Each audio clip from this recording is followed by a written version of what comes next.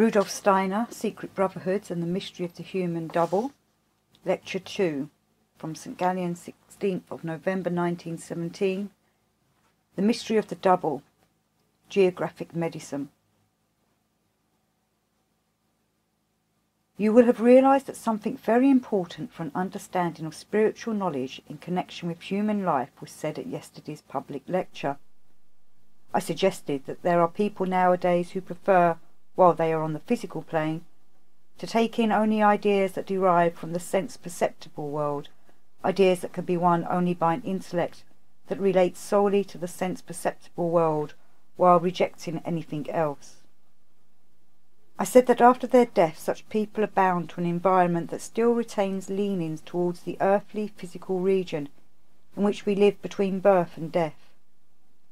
In the way they live in the physical body, such people condemn themselves to a long sojourn in the earthly physical world, even after they have died, thus causing destructive forces to be created within this physical world.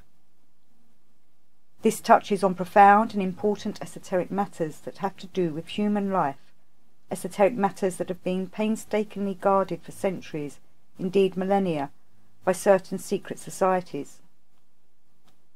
These societies have maintained, by what right we shall now investigate just now, that human beings are too immature to receive such truths or secrets, and that revealing them would give rise to much bewilderment.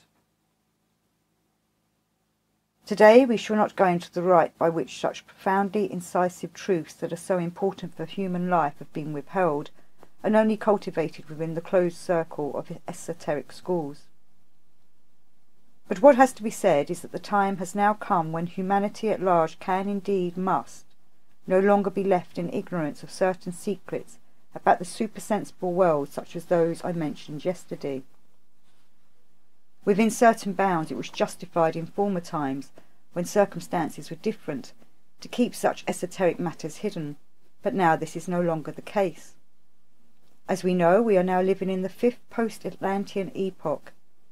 It is a time when the conditions pertaining to human life are such that to go through the gate of death would entail becoming a destroyer unless one had spent this life searching increasingly for inner pictures, concepts and ideas about supersensible matters.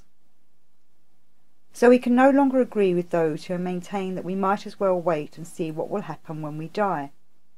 We cannot do this because it is necessary for us to know now, between our birth and our death, about certain matters concerning the spiritual world, as I pointed out yesterday, in order to be in possession of these inner pictures and ideas when we step through the gate of death. This was not the same in earlier periods of human evolution. As you know, up to the 16th century, when the Copernican view was presented, people had quite different beliefs about the structures of the universe. Obviously it was necessary for human progress and to enable human freedom to enter into the evolution of humanity that the Copernican view of the world should make its appearance on the scene, just as it is now necessary for spiritual science to appear. Nevertheless, the physical view of the world which people had before the arrival of Copernicanism, call it wrong if you wish, that view of a physical world in which the earth stood still while the sun and the stars circled round its skies, and where beyond those skies there was a spiritual sphere where spiritual beings lived, that was a view which human beings could still take with them through the gate of death without being held back in the earthly sphere once they had died. It was a view of the world which did not cause them to become destroyers in the earthly sphere once they had passed through the gate of death. But when Copernicanism burst upon the scene, it brought a whole view of the universe spread out in space ruled only by spatial laws, and it was when Copernicanism showed the earth circling round the sun that this view bound human beings to physical, sense-perceptible existence and prevented them from rising up into the spiritual world in the appropriate way after death. This drawback of the Copernican worldview has to be acknowledged today, despite the fact that preparations were made for centuries to bring this wonderful advancement to human souls. Both sides are equally justified. The one side shows how clever it is, though in the interim the opinion that the Copernican worldview is the only satisfying one now shows this cleverness up to be somewhat Philistine. Nevertheless, it is still clever, but on the other side, that this Copernican world view ties human beings to the earth after they have died, if they have not gained a spiritual view, is regarded by people today as foolishness, yet it is the truth.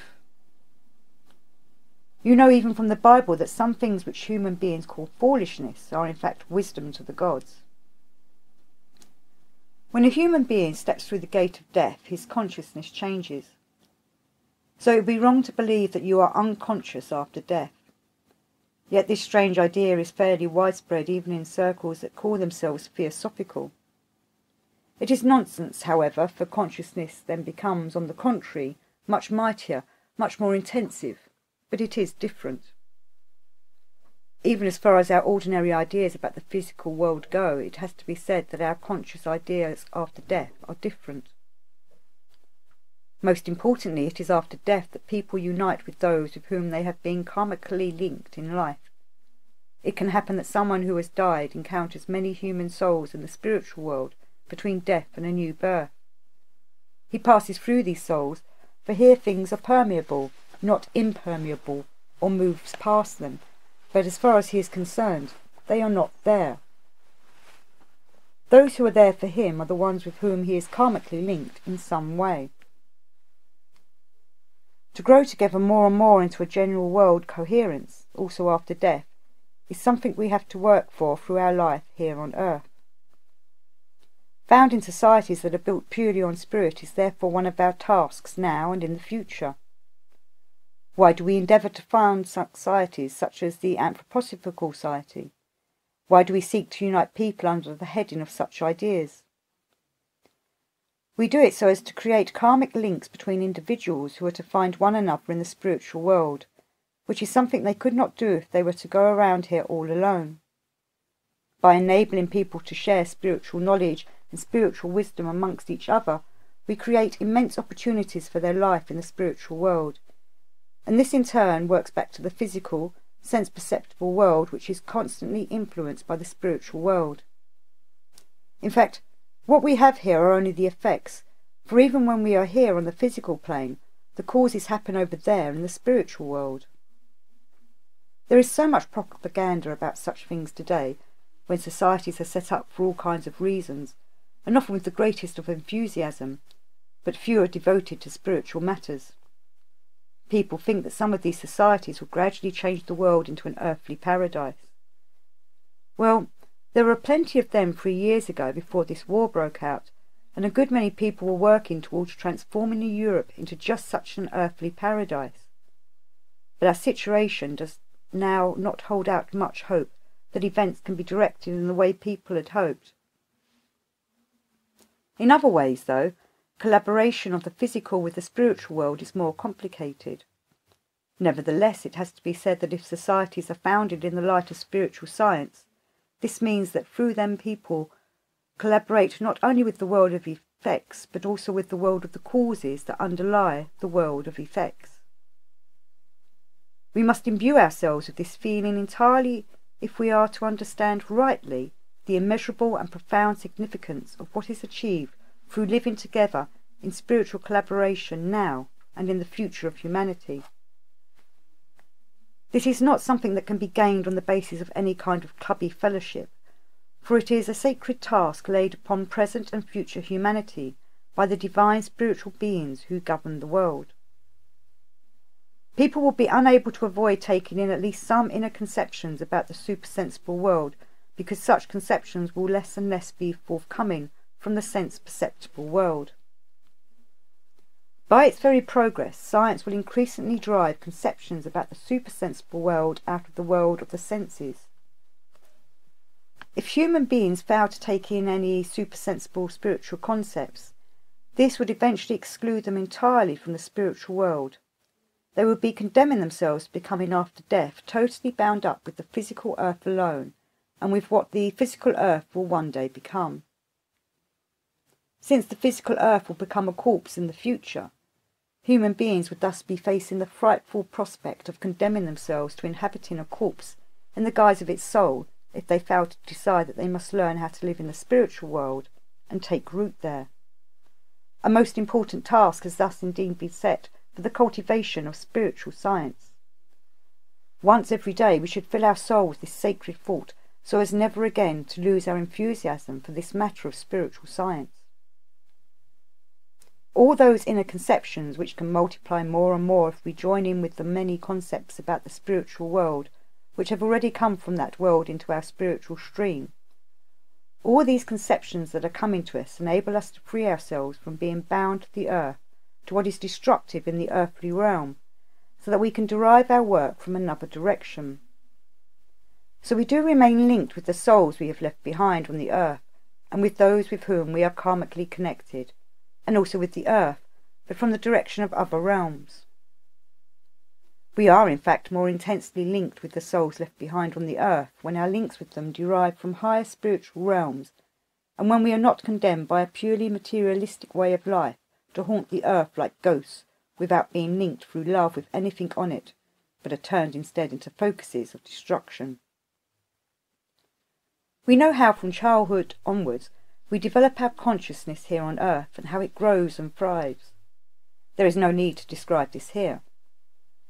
But after death, quite other processes are at work by which we gradually achieve the consciousness we need for our life between death and a new birth. Here on the earth we go about, learn things and have experiences, but this is not what happens after death. There is no longer any need for this then. What must then happen is that we have to detach from ourselves something immensely intensive which is tied up with us once we have left our physical body behind. Having passed through the gate of death, we come into a relationship with the spiritual world described here by spiritual science. We grow together with it. We have described this as the world of the higher hierarchies, the angeli, the archangeli, archi, the exuarci, dynamis, kyriotes, and so on. The world of the higher hierarchies, together with their deeds and experiences. Here on earth the world is outside us. The world of the mineral, plant and animal kingdoms is in our environment. But when we have passed through the gate of death, the spiritual beings we list as the higher hierarchies, and indeed their very worlds, are within us. We are bound up with them, and can at first not distinguish ourselves from them. We live in them, and they imbue us entirely. This is a difficult concept to come to grips with, for we have to make ourselves familiar with it. Here we are outside the world, there we are within the world. Our own being spreads out all over the whole world, but we cannot distinguish ourselves from it. After death we are as though stuffed full of the beings of the higher hierarchies, and with whatever it is that they are doing. Most importantly, what we have to do is to detach the most lofty hierarchies from the one that is closest to us, the hierarchy of angeli and archangeli and archai, which fills us entirely. I've described in other lectures and contexts how our I consciousness grows and matures in a proper way. Over there we cannot achieve a proper I consciousness if we do not have the strength to distinguish what is in me. Is it an angelos? Is it one of the Elohim?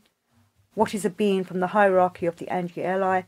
What is a being from the hierarchy of the exuarci, the spirits of form? Over there we have to learn to distinguish, and we have to have the strength to detach what we want to perceive from what is bound up with us, otherwise it is in us and not there outside us. Here on earth we have to link up with what is outside us and look at it. Over there we have to detach it from ourselves in order to be linked with it. At the stage the world has now reached in human evolution, we must acquire spiritual concepts if we want to detach from ourselves something we would otherwise carry within us only as though asleep. People find these spiritual concepts awkward because they have to make some effort, more effort than would be necessary for ordinary concepts.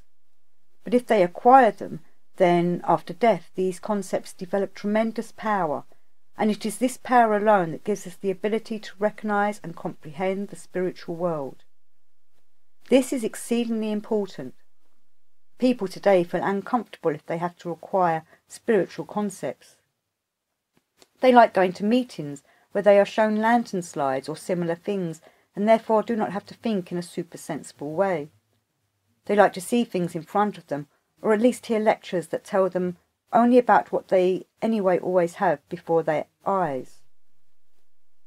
People today shy away from making an effort to ascend to concepts that are more difficult here because they have no outer objects, since their objects are the facts that relate to the supersensible world. Over there, however, these concepts are the forces which actually bring the reality of the world to us. Through spiritual ideas and concepts we gain the wisdom we need in order to have light over there, where otherwise everything will be in darkness. What we attain here in the way of wisdom is light, spiritual light over there. Wisdom is spiritual light. We need wisdom in order not to find ourselves in darkness over there. Not to acquire spiritual concepts is the best way of having no light over there. And when one has no light, one moves away again from the sphere into which one ought to be casting light. One drifts back to earth and wanders about there as a focus of destruction. At most, one might be used from time to time by a black magician in order to provide inspiration for certain quite specific functions, but also for destructive activities on the earth. Wisdom, then, is something we need so that we can have light after death. But there is something else we need after death as well, the ability to detach the beings of the spiritual world in order to be able to confront them is not the only thing we need, for we also have to have the faculty of love. If we did not have this, we would be unable to develop a proper relationship with the beings whom wisdom enables us to perceive. We need the faculty of love. However, the love engendered here on the earth is for the most part dependent on our physical body. This love is a feeling, and it depends on the rhythm of breathing here in the physical world. It is not the kind of love that we can take with us into the spiritual world. It would be a complete illusion to believe that we can take this love over with us into the spiritual world, especially the kind of love we develop here at this particular time. What we do take over into the spiritual world is all the power of the love we acquire here in the physical world through perceiving this world with our senses, through living with this physical world. This love is fired in us by the understanding we can develop for the physical world as we live here in it. If we take into our feeling life specifically these experiences we can have in viewing the world by means of modern science, this leads to love developing for when we are over on the other side. Love, however, is something that can be either high or low depending on the realm in which it unfolds. If you pass through the gate of death and then have to remain in the earth realm as a focus of destruction, well, this is also due to having developed great love. The fact that you have to remain like this is a consequence of your having been bound up with purely naturalistic concepts. But then you employ this love for works of destruction. You love the work of destruction and are condemned to observe yourself loving the work of destruction. Love, then, is noble if you can rise up to higher worlds and love what you gain through spiritual concepts. We must on no account forget this. Love is lowly when it works in a lowly sphere, and it is noble and high and spiritual when it works in a higher, a spiritual sphere. This is the essential point to be remembered. If you remain unaware of this, you will be unable to discern things in the right way. People today must become familiar with ideas like these pertaining to the human being's life after death. For humanity as it is today, and especially as it will be in the near future, it is no longer sufficient for people to be told by preachers that they should believe something or other, and that they must prepare for eternal life if these preachers are incapable of describing what it looks like in the world human beings go to after passing through the gate of death. In former times, when scientific, naturalistic concepts did not yet exist, and because people had not yet become infected with the merely material interests which have gained so much ground since the 16th century, it was in order for preachers to talk about the supersensible world in the way the various religious denominations still want to talk today. But this is not in order now. In deep compassion for humanity, it unfortunately has to be said that people today often become ensnared for the very reason that they want to promote their own eternal bliss in an egoistic way via the religious denominations. By this very means they become excessively ensnared in the physical, sense-perceptible natural world, thus blocking their own ascent once they have passed through the gate of death. This is yet another reason why it is necessary to emphasize profoundly how important it is for humanity to occupy itself with spiritual science in the present time and in the future. For those who are unable to form ideas about the life after death deserve the utmost commiseration.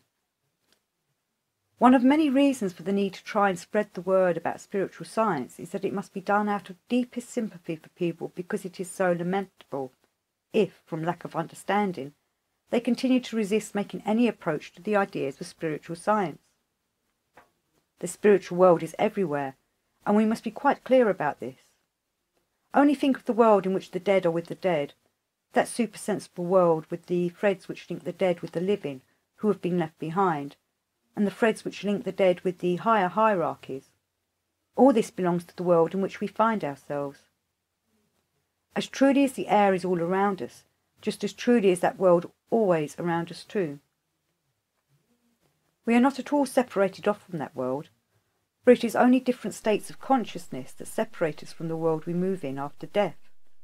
This must be clearly emphasized, for even within our circles, not all our friends are really clear about the fact that the dead person finds the living person once more, in all his fullness, and that we are only separated so long as the one here is in a physical body, and the other there without a physical body. All these forces which bring us close to the dead have to be attained by means of our letting go of them. If we do not do this, we have them within us and thus cannot perceive them. Then we must also attain the ability to bring across into the proper sphere the power of love which develops through the naturalistic ideas that are here, for otherwise this power will become an evil power for us over there. That love in particular which develops through naturalistic ideas could otherwise become an evil power. A power or force as such is neither good nor evil. It can be one or the other, depending on which sphere it appears in. Just as we are linked with that supersensible world where the dead are, so does the supersensible world also reach out into the physical, sense-perceptible world in another way as well. The cosmos is indeed complicated, and we can only come to grasp it slowly and gradually, but we must have the will to grasp it. The spiritual world reaches out into our world. Everything is interspersed with the spiritual world. In everything that is sense-perceptible, there is also something that is not sense-perceptible. Human beings ought to be especially interested in that part of the supersensible which has to do with their own sense-perceptible nature.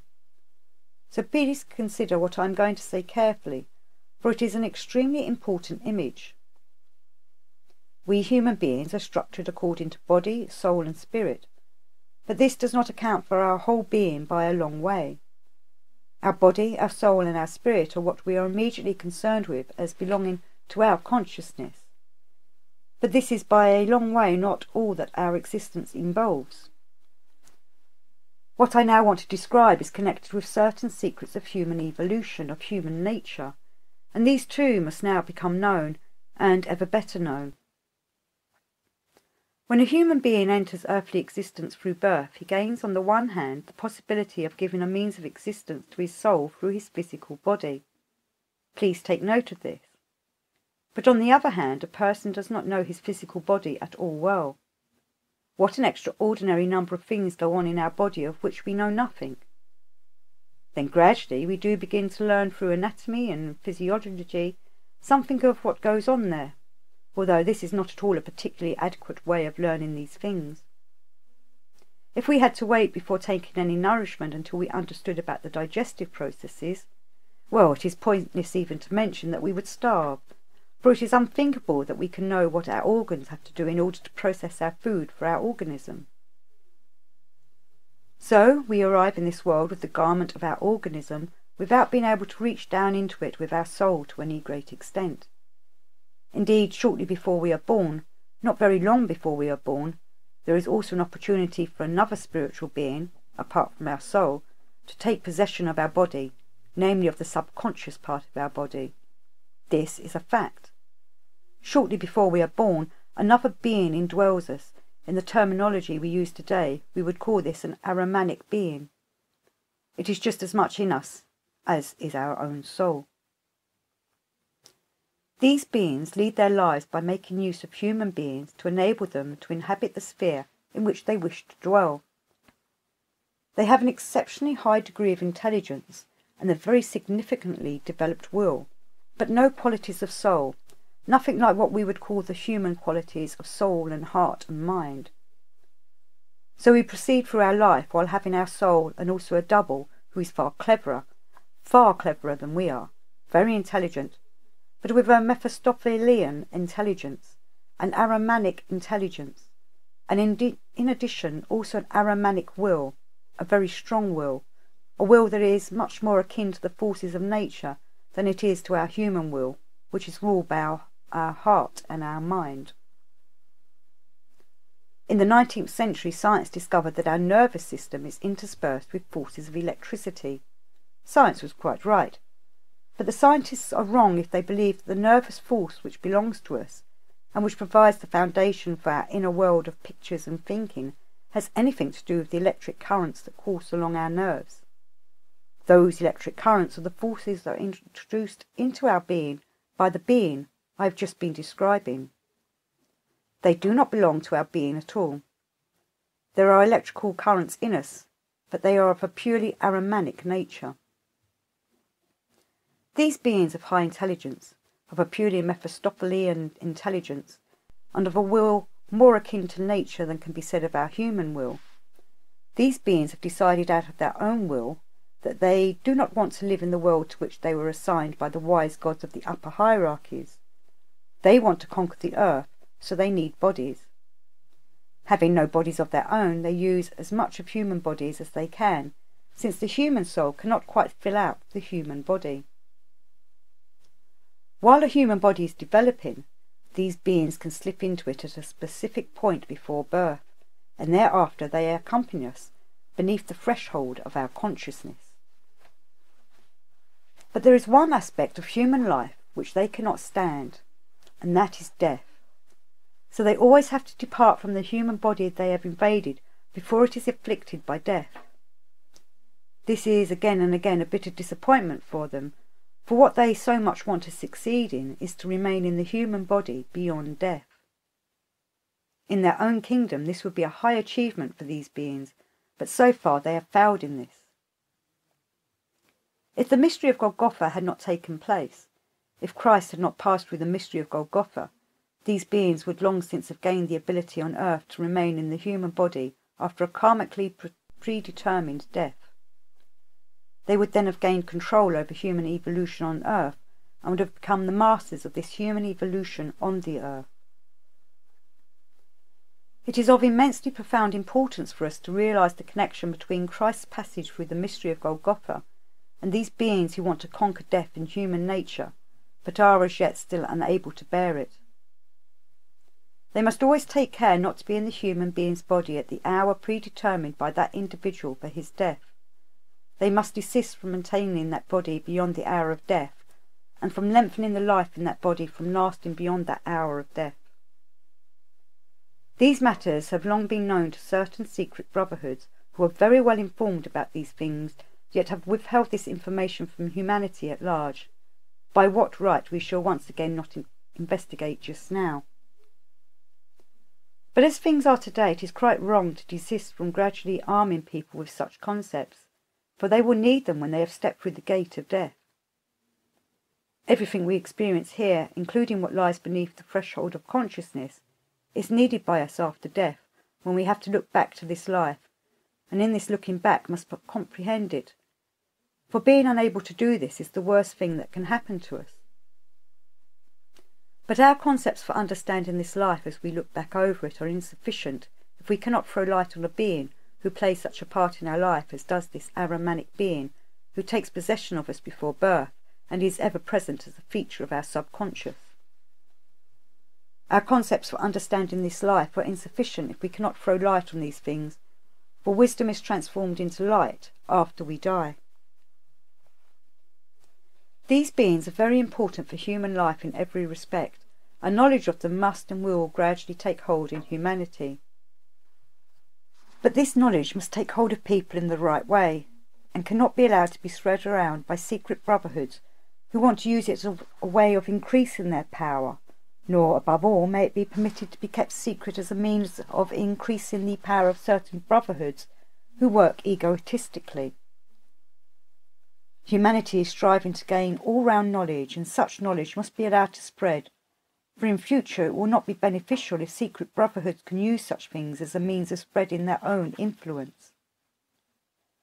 Knowledge of these beings will increasingly have to take hold in humanity over the coming centuries. Over the coming centuries, human beings will increasingly need to know that they bear a double within them, an Ahrimanic Mephistophelian double. Human beings need to know this. Already they are developing a number of concepts which, however, remain rather meaningless because people do not yet know what to do about them.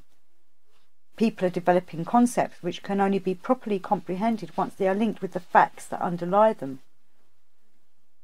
Something is opening up here which will in future definitely have to be pursued if humanity is not to meet with endless hindrances, endless frightful happenings. This double of whom I have been speaking is neither more nor less than the originator of all physical diseases that arise spontaneously from within, and to know this being fully is what is meant by organic medicine. Diseases that come spontaneously from within, not those caused by external injuries, do not come from the soul, but from this being who is the originator of all organic diseases that arise spontaneously from within. This being is the originator of all organic diseases, while his brother, whose nature is luciferic rather than Ahrimanic, is the originator of all neuropsychological and neurotic diseases, all diseases which are not really diseases at all, but merely, as one says, nervous diseases, hysterical diseases, and so on. So medicine must become spiritual in two directions. The fact that this is required is shown, as I mentioned, in Zurich, by the way psychoanalysts, together with other ways of thinking, is coming to the fore, although it involves having to deal with spiritual entities while not knowing enough about them. So one is at a loss as to how to deal with phenomena that are entering more and more into human life. It will thus be necessary for certain things to happen. Even things that may be harmful in one respect must happen because people need to be exposed to this harm in order to overcome it and gain strength by doing so. In order fully to understand all the things about which I have been speaking, that the double is the originator of all organic as opposed to merely functional diseases, one must know many other things as well. For example, one must know that our Earth is not the dead object described today in mineralogy or geology, but a living being. Mineralogy or geology know of the Earth as much as we would know of a person if we were familiar solely with the skeleton. Imagine never being able to see people with your senses, but only by means of X-rays. Think of being familiar only with someone's skeleton. If this were the case, you would know of the person as much as geologists, and indeed science as such, know about the Earth. Imagine coming in here and seeing nothing but the bones of all the members of our respected audience. You would then know as much about those present here as today's science knows about the Earth. The Earth, which is known only as a skeleton, is in reality a living organism, and as a living organism it influences the beings who move about upon it, namely human beings themselves. Just as a human being is differentiated in the way his organs are distributed around his body, so is the Earth differentiated in what it develops within it, which in turn influences the human beings moving about upon it. I expect you are aware of this when you consider that to think will necessitate using your head and not your right forefinger or the big toe on your left foot. You know perfectly well that you do not think with the big toe on your right foot, but with your head. Different things are distributed throughout a living organism. Such an organism is differentiated. And the Earth is differentiated in the same way. Our Earth is certainly not a being that sends up the same emanations to its inhabitants, whatever they may be. All kinds of different emanations come up out of the Earth in different regions. There are various forces, magnetic, electrical, and so on, but also a great deal more in the living realm, which rise up out of the Earth and influence human beings in manifold ways at different places on its surface. The influences on people vary depending on the geographical formations. This is an exceedingly important fact. There are few direct connections between the emanations rising up out of the earth and the human being and his configuration of body, soul and spirit. But the double about whom I've been speaking is preeminently connected with the forces that stream up out of the earth. And because of this most intimate relationship between the double and what thus rises up, the human being in body, soul and spirit, is indirectly also connected with the earth and what emanates from it in different regions. These doubles who, as Aramanic Mephistophelian beings, take possession of human beings a short time before they are born, are partial in their nature to quite distinct flavours. There are those who are particularly partial to the Eastern Hemisphere, comprising Europe, Asia and Africa, and therefore choose human beings who go there to be born and use their bodies. Others choose bodies born in the Western Hemisphere, in America. What we as human beings possess in a faint image as geography is experienced by those beings as a living principle in accordance with which they choose their domicile. So you can see that one of the most important tasks of the future will be the cultivation of geographic medicine, medical geography, which through Paracelsus broke away from the old atavistic wisdom. Materialistic views have meant that since then it has received little cultivation, but it will gain ground once more when people get to know about the links between that being who makes human beings ill and the Earth's geography. All those fusions and emanations that emerge from this earth in its various regions. It is indeed important for people to get to know about these things, for their very life depends on them. Through their double they find themselves situated in earthly existence in a specific way, and this double has its dwelling place within them. These things have only really become so immeasurably important during the course of the 5th post-Atlantean epoch, and they will be especially important for humanity in the very near future. That is why spiritual science must now be made more widely known. This is particularly important because our age is calling on people to come to grips consciously with these things and relate to them in a conscious way. Human beings must be strong in this day and age in order to bring order into their relationship with these beings. The present epoch began in the 15th century, in 1413. The 4th post-Atlantean epoch, the Greco-Roman age, began before the mystery of Golgotha in 747 BC and lasted until AD 1413. Since then we have been living in the 5th post-Atlantean age. Its characteristics, which have been in preparation since the 15th century, are only now coming fully to the fore. During the 4th post-Atlantean epoch it was the intellectual or mind soul which chiefly developed, whereas now it is the consciousness soul that is developing within human evolution as a whole. When human beings entered this age, it was their specific weakness with regard to the double, which the leading spiritual beings had to take into account. If they had taken into their consciousness very much of all that is connected with the double, they would have fared badly, very badly. Even during the centuries preceding the 14th century, they had to be protected in advance so that they would take in only very little that might in any way recall the double.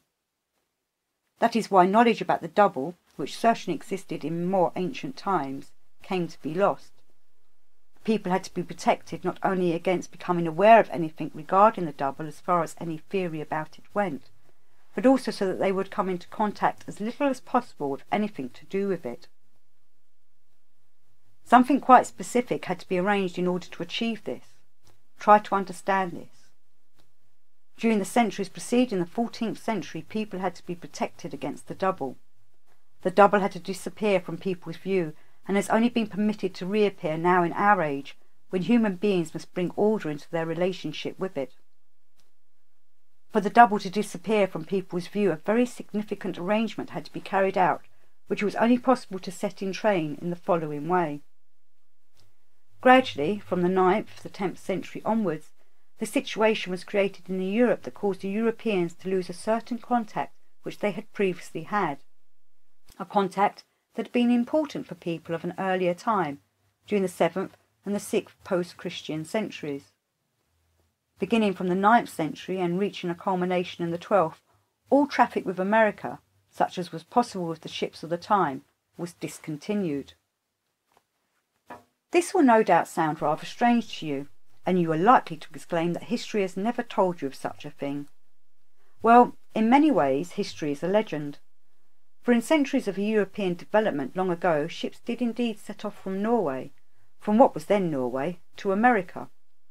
Of course, it had a different name then and was not called America. People knew about the region in America where especially those magnetic forces rise up which bring human beings into a relationship with the double. The most noticeable relations with the double emanate from that part of the earth which is covered by the American continent. And in these early centuries people sailed in Norwegian boats to America, where they then studied diseases. Coming from Europe, people went to America to study the diseases caused by the earth's magnetism. This is where we can find the mysterious origin of ancient European medicine. That is where it was possible to observe the course of diseases, which would not have been possible in Europe, where people were more susceptible to the influences of the double. Gradually it became necessary, and most of this was achieved by means of the edicts issued by the Roman Catholic Church to make people forget the connection to America. And then it was not until the beginning of the 5th post-Atlantean epoch that America was rediscovered in a physical, sense-perceptible way. In fact, this was only a rediscovery, but it is nonetheless significant in the way it shows that the powers who had been at work had indeed succeeded in ensuring that nothing much at all concerning Europe's earlier connections with America was to be found in old records, and where there is some mention it is not recognized for what it is, so that people do not realize that it refers to links between Europe and America in times long ago. The visits made in those ancient days were actually more than visits, although the Europeans did not become an American people in the way this became possible after the physical rediscovery of America. In those early times, the Europeans visited in order to study what a very special role was played by the double in the race of the American Indians, who were different from them. For a while, before the 5th post-Atlantean time began to develop, Europe had to be protected against influences from the Western world. That is the significant historical arrangement that had to be set in train by wisdom-filled world powers. For a time, Europe had to be protected against all those influences, and this protection would have been impossible if the European world had not been totally closed in and shut off from America during the centuries that preceded the 15th century. During these preparatory centuries, it was necessary for a time to be very subtle in the way certain things were presented to the humanity of Europe. What I mean to say is that the understanding that was to gain ground preeminently during this 5th post-Atlantean age had to be very tenderly nurtured when it first appeared. What was to be revealed in that understanding had to be brought in with the utmost subtlety. Sometimes that subtlety was, of course, like the subtlety in education, when in certain circumstances quite considerable punishment has to be meted out. But what I am talking about now refers to the grand impulses of history. Thus it came about that Irish monks, under the influence of the pure Christian esoteric doctrine that was forming in Ireland, worked in a way that persuaded Rome of the necessity to close Europe off from the Western Hemisphere. It was from Ireland that the movement emanated which, during the centuries prior to the 5th post-Atlantean epoch, sought to spread Christianity in Europe in a way that would leave it undisturbed by everything rising up out of the subterranean regions of the earth in the Western Hemisphere. This is perhaps a good point at which to say a few words about these things. Columban and St. Gall were preeminent individuals in that great and important missionary effort which sought to Christianize Europe by surrounding it with spiritual walls so that no influences of the kind I've described would come in. Individuals like Columban and his pupil Gall, to whom this place here owes its foundation and its name, realized that the delicate plant of Christianization could only spread in Europe if Europe was surrounded by a kind of fence, spiritually speaking. There are indeed profound and significant secrets hidden behind the processes of world history, and the history taught in our schools is in many ways a legend. Among the most important facts to be taken into account in an effort to understand more recent times in Europe is this. From the centuries during which Christianity was spread from Ireland throughout Europe, right up to the 12th century, efforts were made, especially by means of the papal edicts, to place a taboo on maritime traffic between Europe and America and put a stop to it, so that the links between America and Europe came to be completely forgotten. This forgetting was necessary so that the first period of the development of the fifth post-Atlantean era in Europe should be worked through in the right way. Only when the age of materialism began was America rediscovered. Then America was discovered under the influence of the greed for gold, under the influence of a purely materialistic culture with which people have to reckon in the fifth post-Atlantean era, and with which they must establish an appropriate relationship. These are the things that are genuine history, and they are what throw light on what is real. The earth has to be described as a living being. It has geographical differentiations in the way the most varied forces stream up out of all kinds of different terrestrial regions. That is why human beings must not be separated off according to terrestrial region, but must take on from one another whatever each region can uniquely produce in the way of what is good and great. And that is why the worldview of spiritual science is mindful of the need to create something that can be truly accepted by all nations in all regions. Human beings must progress through a mutual exchange of their spiritual riches. It is this that is crucial. Individual terrestrial regions, on the other hand, easily engender the endeavour to increase power and more power. The great danger of newer human evolution going forward in a one-sided way can only be assessed on the basis of concrete, really concrete conditions, if one knows about the earth being an organism, and if one knows what is really emanating from different points on the globe. In the eastern part of Europe there is relatively little tendency with regard to power, because for Russians, for example, although they are intimately bound up with the soil, the special forces that had to be taken up from the ground are forces which do not stem from the earth. The mystery of Russian geography tells us that what Russians take up out of the earth is first and foremost the light which has been bestowed on the earth and is then given back. So Russians absorb from the earth something that has streamed into it from outer regions. Russians love their soil, but they love it because for them it mirrors the heavens. So however terrestrial or territorial their cast of mind might be, this territorial attitude, although at present remaining at a childlike level, is extraordinarily cosmopolitan because as the earth moves through space, it comes into touch with all the many parts of its surroundings. To take into the soul not what streams in the earth from below upwards, but what first came from above downwards, and then streams upward again from below, is different from taking in something which, in that it streams up directly out of the earth, is given a certain kinship with human nature.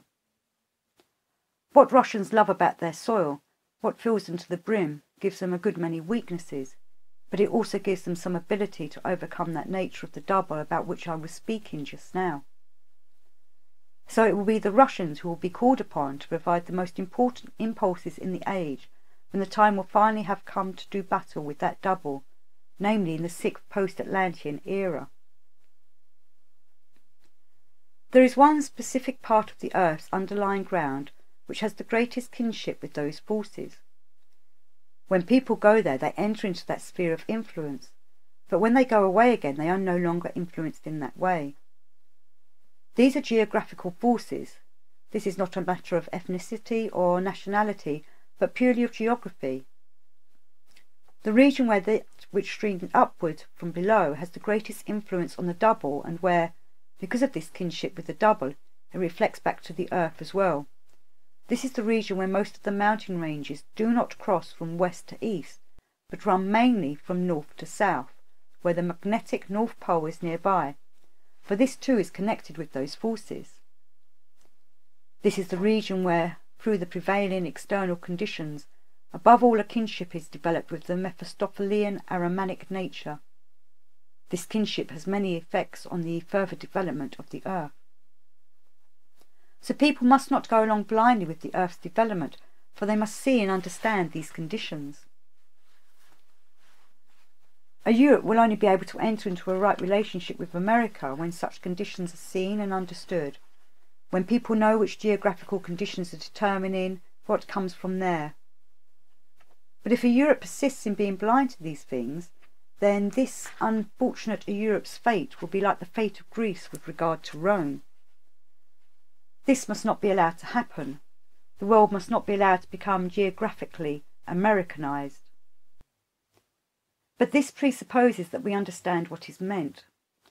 Things must be taken far more seriously than is frequently the case today.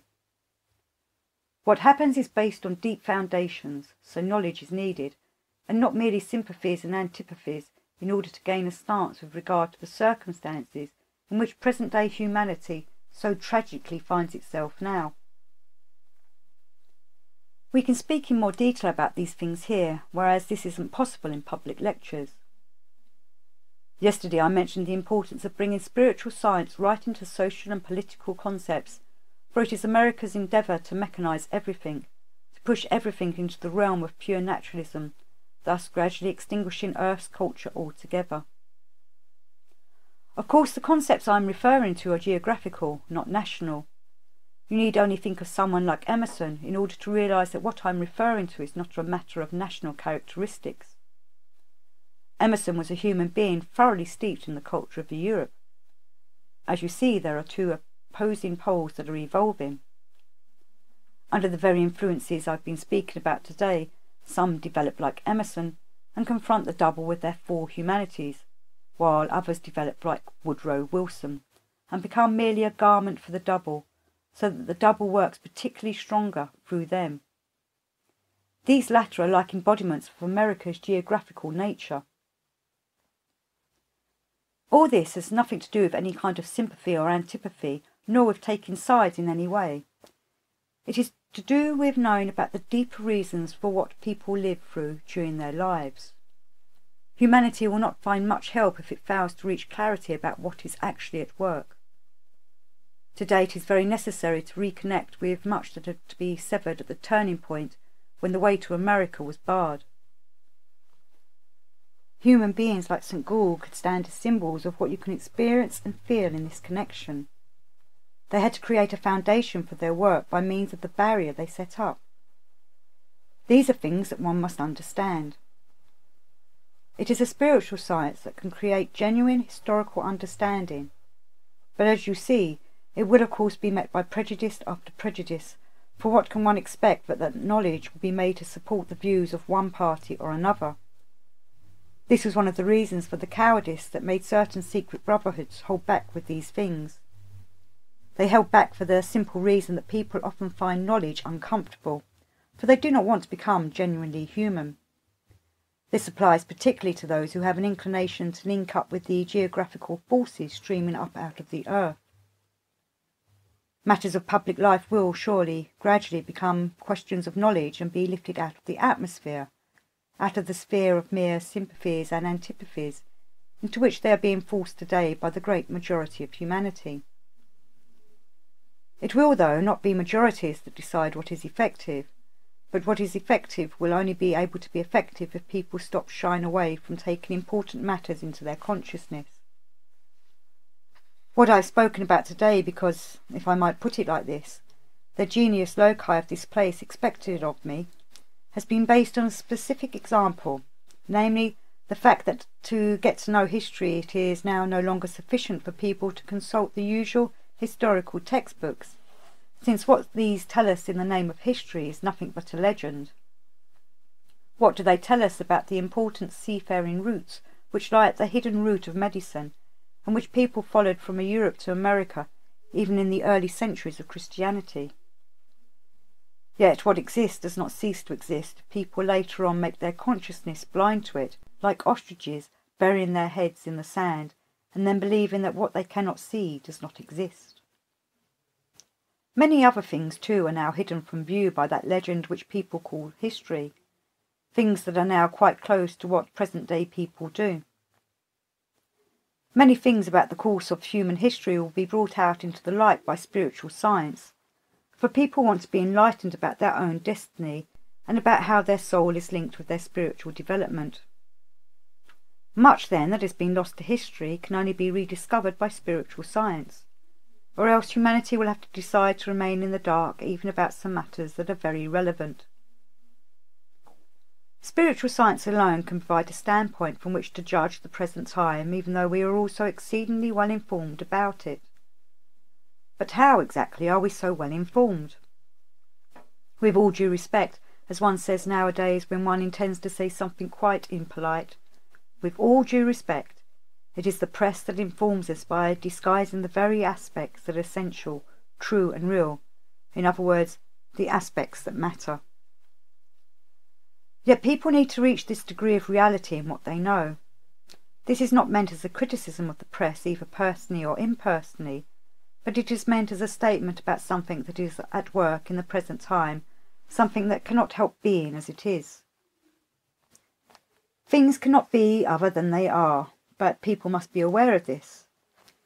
It is a great mistake to believe that one must criticize things, for what one must do is characterize them. That is what matters. Today I've tried to give you a picture of certain impulses at work in the individual human being, and in humanity as a whole. Apart from the specific details I have mentioned, I also wanted the type of impulses I have touched on to give you above all a sense of how human beings must be aware that with their whole being they are embedded in a real spiritual world filled with real spiritual beings and real spiritual forces. Not only do we wake up into that world into which we step after death, and in which we live between death and a new birth, but we also learn to understand the physical world by being in it while knowing about the spiritual world at the same time. We can only understand the physical world if we also understand the spiritual world. Medicine can only endure if it is a spiritual science. Diseases come from a spiritual being that is only using the human body in order to find its due, which it cannot find at the place intended for it by the wisdom-filled leadership of the world against which it has rebelled, as I have shown. It is a being, actually an Ahrimanic Mephistophelian being, living in the human being's physical nature, a being who takes the human body as its domicile before birth, and who only leaves this human body because it must not be allowed to endure death under the circumstances holding sway in the present time, and because also it cannot conquer death. Diseases arise because this being working in the human being.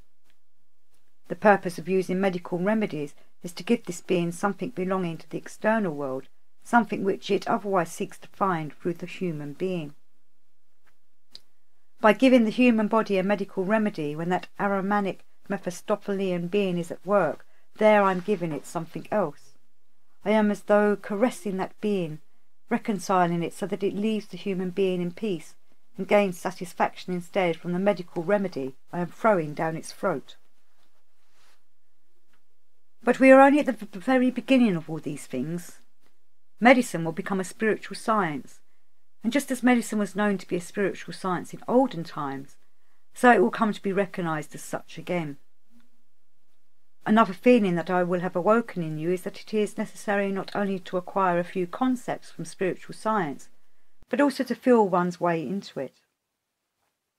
By doing this, one also feels one's way into the human being. The time has come when the scales will fall from our eyes in many respects, for example, also in respect of external history.